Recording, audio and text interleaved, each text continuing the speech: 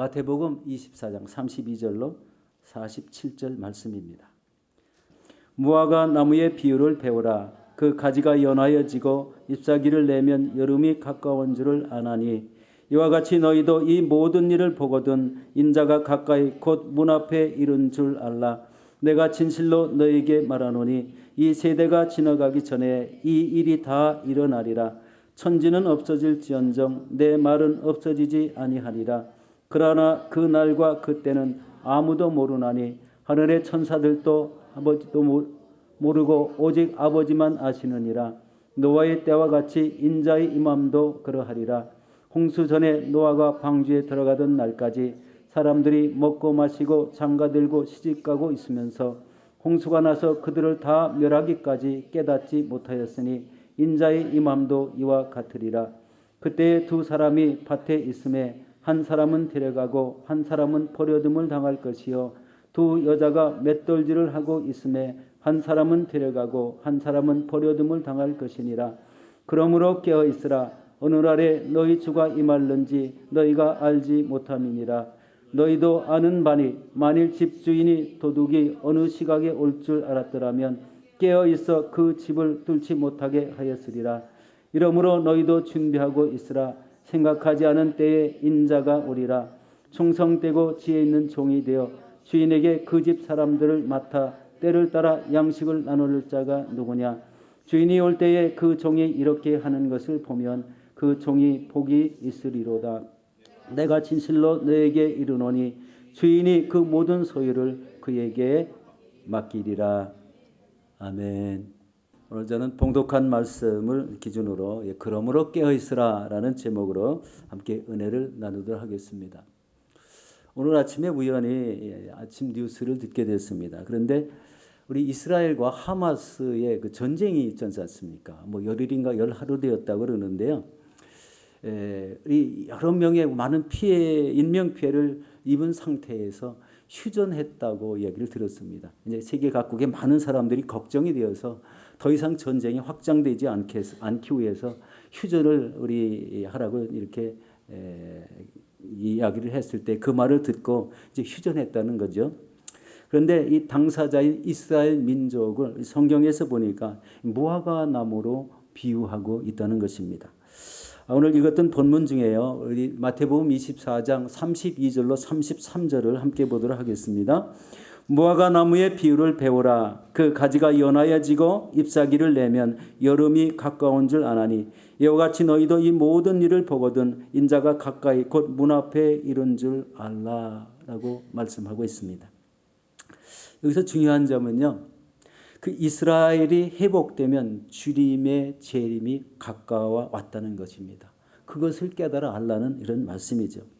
지금 이스라엘을 보면은요. 그 주변 나라가 아랍 국가들로 감싸져 있는데요. 자그마치 2억 명이 넘는다고 합니다. 그런데 우리 600만 명인가요? 뭐 그 정도 되는 인구가 2억 명을 상대로 전쟁을 해도 지지 않는 이 모습을 보면 여러분들 무엇을 깨닫고 있습니까? 바로 이 무화과 나무가 무성하다는 거예요. 하나님이 딱 붙잡고 계시는 이 무화과 나무가 무성하니까요. 어떻게 사방에서 공격을 해도 우리 포탄이 다 공중에서 막아지고 또 우리 사상자가 좀 적고 오히려 우리 강력하게 응징하는 이런 이스라엘 민족을 보게 됩니다. 바로 이런 모습을 통해서 바로 이 이스라엘 백성들이 현재 무화과 나무가 무성한 시기, 아주 번성한 그런 시기를 맞고 있다는 것을 깨닫고 있습니다. 그런데 이것을 통해서 배우게 되는 것은 이 이스라엘 나라가 무성하게 이렇게 무화과 나무가 무성할 때는 마지막 때가 온 줄 알라 하는 이 말씀입니다. 이것을 깨달으는 이 말씀인데 이 시대가 바로 이 마지막 때이고 또 이 세상에는요 마지막 때인 줄을 모르고 살아가는 사람들이 너무나 많다는 것입니다. 우리는 이 마지막 때에 나타날 징조를 이미 다 보고 있습니다. 우리 마태복음 24장 우리 앞부분에 보면은요. 6절에 이렇게 말씀합니다. 난리와 난리 소문을 듣겠으나 너희는 상가 두려워하지 말라. 이런 일이 있어야 하되 아직 끝이 아니라 7절에 보니까 민족이 민족을 나라가 나라를 대적하여 일어나겠고 곳곳에 기근과 지진이 있으리라. 우리가 살아가는 이 시대를 보면 동일하게 이 말세의 징조들이 그대로 나타나고 있다는 겁니다. 그런데 이런 징조가 나타난다고 해서 끝은 아니라는 이런 말씀을 주고 있습니다. 그런데 우리 이제 24장 10절에서 14절 우리 같이 한번 이 말씀을 서로 같이 읽어보도록 하겠습니다. 그때에 많은 사람이 실족하게 되어 서로 잡아지고 서로 미워하겠으며 거짓 선지자가 많이 일어나 많은 사람을 미혹하겠으며 불법이 성함으로 많은 사람의 사랑이 식어지리라. 그러나 끝까지 견디는 자는 구원을 얻으리라. 이 천국 복음이 모든 민족에게 증언되기 위하여 온 세상에 전파되리니 그제야 끝이 오리라. 여러분, 끝에 징조가 있고 끝 부분에는 뭐라고요? 이 천국 복음이 온천한 만민에게 다 복음이 전파되어야 그제야 끝이 오겠다. 이런 말씀을 주고 있습니다. 그래서 이 시대 속에 우리가 분별을 해야 되는 것은 지금 마지막 때와 아직은 마지막이 아니라는 이 말씀을 잘 분별하라는 이런 말씀이죠. 여러분, 그러면 예수님이 재림할 때의 모습은 어떤 때일까요? 오늘 본문 중에 마태복음 24장 40절에서 41절을 같이 보도록 하겠습니다. 두 사람이 밭에 있음에 한 사람은 데려가고 한 사람은 버려둠을 당할 것이며 두 여자가 맷돌질을 하고 있음에 한 사람은 데려가고 한 사람은 버려둠을 당할 것이니라. 여러분, 세상의 모든 사람 중에 어떤 사람은 예수 그리스도가 나타나실 때 예수님이 데려감을 당하시고 그렇지 않다면 다 버림을 받는다는 거예요. 데려가고 버림을 당하고. 이것은 믿음의 차이겠죠. 하나님을 아는 차이. 세상에서 하나님 모르고 지내는 사람에게는 엄청난 화가 될 것 같습니다. 저는 이 오늘 말씀을 기준으로 해서 우리 세 가지 관점으로 한번 말씀을 살펴보기를 원합니다. 우리 첫 번째는요. 우리의 삶을 돌아보고 회개하는 삶을 살아야 된다. 우리 사도행전 8장 22절에 보면 이렇게 말씀합니다. 그러므로 너의 이 악함을 회개하고 주께 기도하라. 혹 마음에 품은 것을 사하여 주시리라. 여기에 보면은요. 악함을 회개하라. 이 시대의 악함을 회개하는데 개인적으로도 혹시 악한 행동이 있다면 회개하라는 이런 말씀이죠. 이 땅에 사는 모든 사람들은요. 죄가 없는 사람이 없습니다. 아주 죄가 없이 깨끗하다고 하는 사람은 거짓말하는 거예요. 마음에 품은 죄들이 많다는 거죠. 여러분, 우리 본문에도 노아 홍수 시대의 이야기가 나옵니다. 이 죄악이 온 땅에 관영했다고 그러고요. 그 다음에 강포가 심해서 하나님은 그 인간이 지은 것을 한탄하시고 그리고 지면에서 쓸어버리기로 작정하셨는데 바로 홍수 심판을 내리신 것을 말합니다. 그런데 홍수 심판이 내려졌다고 이렇게 우리 이제 노아한테 하나님이 명령을 하셨는데 그때 그 시기에 어느 누구도 어떠한 백성도 한 사람도 회개했다는 사람이 없습니다. 인류학자들이 말씀을 하는 내용을 보면은요. 홍수 심판 때 그때의 인구가요. 최소한 70억 명이고 많으면은 100억이 넘었다는 겁니다. 그 중에서 한 명도 회개하지 않았다는. 그렇지만 오직 한 가정, 우리 경건한 노아의 가족만 하나님을 신실하게 믿었습니다. 그 노아의 그 신실함을 통해서 우리 방주가 지어지고 자기 가족만 살아나는 이런 축복을 받은 사람이 되었습니다. 그때에도 하나님의 경고의 사인이 많이 주어질 것이고 그때에도 마지막 때에 그 현상들이 많이 나타날 겁니다. 우리 시집가고 장가가고 먹고 마시고 그냥 세상대로 놀았다는 거예요. 강포가 심하고 그러니까 강포가 심했던 것은 힘이 있는 사람이 힘이 없는 사람을 누르고 억압하고 그 사람을 데려다가 자기 하인을 만들고 그리고 남의 것을 자기 것 같이 빼앗아 누렸다. 이게 강포지 않습니까? 바로 이런 삶의 징조가 그때도 있었다는 거예요. 그래서 하나님께서는 보다 못하셔서 홍수로 우리 인간을 심판하셨다. 이 소돔과 고모라 때에도 우리 동일한 현상이 나타납니다. 바로 음란이 가득한 이런 한 도시를 유황불비로 심판하는 이런 모습이 나오죠. 그런데 유황불비로 심판을 해도 그 성 안에 들어있는 사람이, 회개했던 사람이 한 명도 없습니다.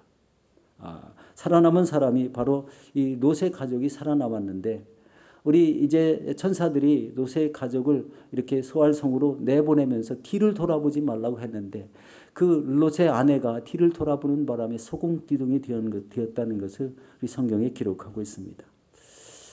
이 심판은 참 무섭습니다. 어느 사람도 예외가 없다는 거예요. 예외가 있는 사람이 있다면 하나님을 신실하게 섬긴 사람은 죄가 된다는 거예요. 우리가 사는 이 시대에도 그 어느 때보다 죄악으로 가득 차 있고, 이 마지막 때의 그 징조가 너무나 이 물로 심판할 그때보다 너무나 뚜렷하게 나타나고 있다는 것을 우리 깨닫게 됩니다. 음란하고 부도덕하고 오직 우리 자기가 가진 것을 위해서 더 많이 가지려고 하는 이런 추구하는 삶, 부를 추구하는 삶, 그 속에서 하나님은 전혀 외면하고 살아가는 이런 모습들을 많이 보게 됩니다. 이런 때 우리 믿는 사람들은 더욱더 정결케 하기 위해서 우리의 죄악을 씻어내야 된다는 거예요. 우리 죄를 회개하면 예수님은 우리의 죄를 용서해 주십니다. 회개할 때요, 회개하는 그 자세가 중요하더라고요. 우리 입으로요, 매일 동일한 말을 반복하는데요, 어떤 때는 이 마음에 감동이 되고 눈물을 쏟으며 회개하는 것과 우리 입술로 계속 이런 죄를 졌습니다, 회개합니다, 회개합니다 해도 그 죄악이 떠나지 않는다는 걸 보게 됩니다.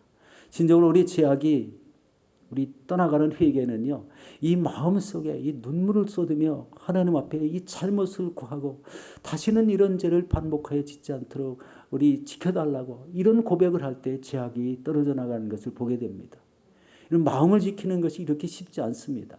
회개가 온전히 되면은요, 하나님 앞에 온전한 사람이 될 수밖에 없습니다.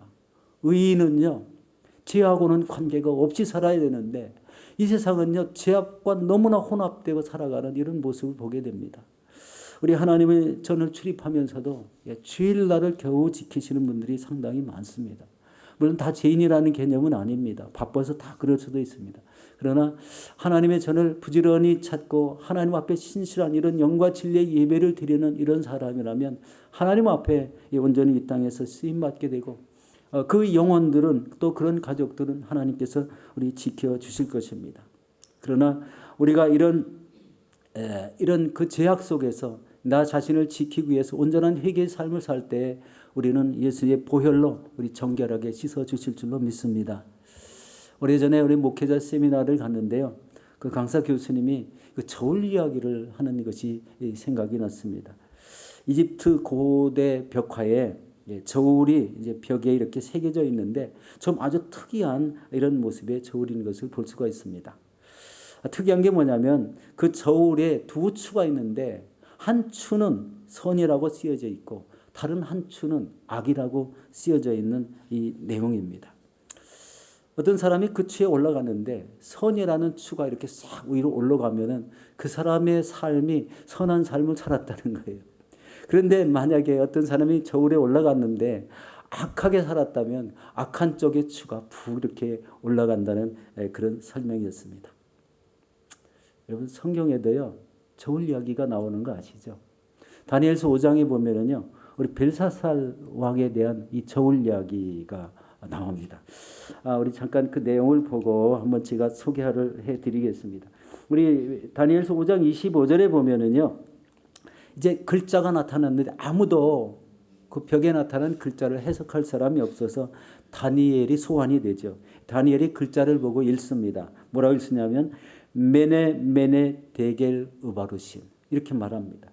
여기에서 우리 다니엘이 해석하는데, 메네는 하나님이 이미 왕의 나라의 시대를 세워서 그것을 끝나게 하셨다라는 말이고, 데겔이란 말은 왕을 저울에 달아보니 부족함이 보였다. 저울에 다는 이야기가 옛날 구약 시대에 이렇게 나왔다는 거예요. 그리고 베레스란 말은 우리 여기 우바르신의 우리 뭡니까 복수지요. 이 베레스란 말은 왕의 나라가 나뉘어서 메대와 바사 사람에게 준바되었다. 그래서 그날 저녁에 메대 바사 사람이 쳐들어와서 여기서 1,000명 이상이 모여서 파티하는 그 도성을 완전히 우리 진멸하는 이런 사건이 생겼죠. 그날 밤에 이 벨사살 왕과 기인들이 다 죽는 이런 사건을 말하고 있습니다. 저울에 달아서 부족함이 보였다. 이 말은요, 이 저울 벽화의 저울 이야기는 인생 저울이라는 것입니다. 인생 저울. 인생을 하나님 앞에 이 저울에 달아봤더니 하나님께 부족함이 보였다. 이 두려운 이야기죠. 얼마나 두렵습니까? 이 마지막 때를 살아보며 우리 내 자신을 하나님 보시기에 얼마나 부족한가, 하나님 보시기에 내 신앙이 그래도 하나님 말씀 지키고 신실한 믿음을 가졌는가, 이것을 우리 한번 깨달을 수 있는 귀한 말씀인 것 같습니다. 여러분, 우리 마음을 가다듬고 우리 온전한 회개를 이루어서 우리의 신앙이 빛나는 신앙이 되시기를 예수 이름으로 축원합니다. 이 두 번째는요, 그러므로 깨어 있어야 한다는 말씀입니다. 우리 마태복음 24장 42절 말씀입니다. 우리 함께 보겠습니다. 그러므로 깨어 있으라. 어느 날에 너희 주가 임할는지 너희가 알지 못함이니라. 여러분, 우리는 예수님이 다시 오시는 시기를 우리 알 수는 없습니다. 그러므로 영적으로 우리 우리 주님 오심을 예비해야 된다는 것입니다. 여기서 우리 깨어 있으라는 말씀은요, 정신을 차리고 주의하여 그날을 예비하라는 뜻입니다. 깨어 있다는 말은 주의하다라는 의미가 있습니다. 그리고 깨어서 그날을 예비하라는 말씀입니다. 여러분, 주님의 오실 날을 예비하려면 이 시대적 흐름을 보면서 무관심하거나 영적인 깊은 잠을 자지 말아야 된다는 거예요. 깨어있어 언제든지 주님이 오시면 등불을 밝히고 나가서 주님 맞을 준비를 해야 된다는 것입니다. 우리 마태복음 25장에 나와 있는 말씀이잖아요. 자, 여기서요, 우리가 주의해야 될 것은요, 주님이 오신다는 약속의 말씀을 들을 때마다 그때가 언젠가 조바심하면 안 된다는 겁니다. 그런 신앙이 중요한 게 아니라 내 믿음을 어떤 모습으로 유지하며 살 것인가, 그게 더 중요하다는 거예요. 예수님이 금방 오셔도 내가 들림받을 수 있는 신실한 믿음을 갖추면 아무 두려워할 게 없다는 거예요. 그것은 바로 이 시대 말씀을 지키고 그 뜻을 행하는 겁니다. 하나님 말씀이 매일 아침마다 이제 선포되고, 우리 또 묵상을 할 때 말씀을 깨우치기 위해서 우리 마음에 감동을 주신 말씀을 가지고 계속 묵상을 하지 않습니까? 그런 말씀들이 내 삶에 적용되도록 노력하는 거, 이것이 말씀대로 사는 거예요. 그러면 항상 깨어서 기도하는 사람들, 이런 사람들은요, 우리 하나님 앞에 늘 우리 관계가 깊은 이런 관계를 맺는 사람이죠. 그리고 이제 무엇입니까? 하나님의 뜻을 이루려고 이 세상에 나가서 애쓰는 삶을 살아야 됩니다. 그리고 천국의 소망을 두는 이런 삶을 살아갈 때 바로 우리의 신앙이 우리 언제든지 하나님이 기뻐 받으시는 신앙으로 유지된다는 것을 알 수가 있습니다. 여러분, 바쁘다고 해서 우리 신앙생활을 나태하게 하면은 여러분 누가 좋아하겠습니까? 하나님은 절대 기뻐하시지 않을 것 같습니다. 우리가 이 살아가는 시대, 이 세상을 보면은요, 지금 다니엘 12장에서 맨 끝 부분에 아주 빨리 왕래하는 그런 시대가 되었지 않습니까? 너무나 바쁘고 너무나 빠르게 지나가는 이 모습을 보게 됩니다. 일주일이요, 주일날 지났는데 벌써 토요일이 오고, 또 주일을 맞고 또 토요일이 오고, 이게 너무 빨리 지나가니까요, 뭐 정신이 없습니다. 저만 그렇게 느끼는 건 아닐 것 같습니다. 여러분, 아닌 것 같이 이렇게 가만히 앉아 계시는데 그러지 말고 반응 좀 해보세요. 네, 할렐루야. 이런 빠르게 지나가는 이 삶에서 나의 신앙은 과연 어떤 신앙인가라는 거예요.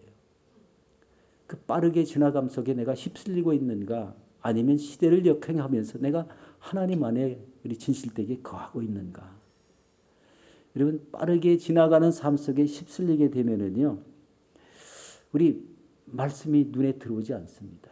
우리 세상에 나가서 내 믿음이 지켜지질 않아요. 그리고 자녀들을 바로 세워낼 수가 없습니다. 이 시대에 어떻게 자녀들을 세워내겠습니까? 바로 이런 것들이 좋지 않은 것은 좋지 않은 결말로 계속 이어져 나가게 되는데, 반대로 좋은 신앙은 좋은 신앙의 결실을 우리 대로 이어져 나가게 된다는 것을 깨닫게 됩니다. 믿음의 대. 이것이 이 시대의 중요한 한 포인트가 되고 있지 않습니까? 가정마다. 아이들이 조금만 잘못하면 빗나가는데요. 학교의 삶 속에서 이 나쁜 사람들과 어울릴 수도 있고 또 좋은 사람과 어울릴 수도 있는데 그런 속에서 자녀들에게 믿음을 지키게 하는 요소는 부모가 먼저 본을 보이는 것밖에 없다. 저는 이렇게 생각하고 있습니다. 부모가 본을 보이면요. 그것을 그대로 따라하는 이런 모습을 우리 보게 될 줄로 믿습니다. 여러분, 이 신앙이 바로 이 시대에 예민하게 이렇게 반응하지 못하는 것이 아니라 더욱더 하나님을 이렇게 생각하시면서 우리의 신앙을 날로 우리 진실된 신앙으로 갖고 나가시는 저와 여러분들이 되시기를 예수 이름으로 축원합니다. 이제 마지막으로 우리 주님 맞을 준비를 해야 됩니다. 세 번째죠. 마태복음 24장 44절 말씀입니다. 우리 함께 보도록 하겠습니다. 이러므로 너희도 준비하고 있으라. 생각지 않은 때에 인자가 오리라. 중요한 포인트가 생각하지 않을 때 인자가 오리라는 말씀입니다.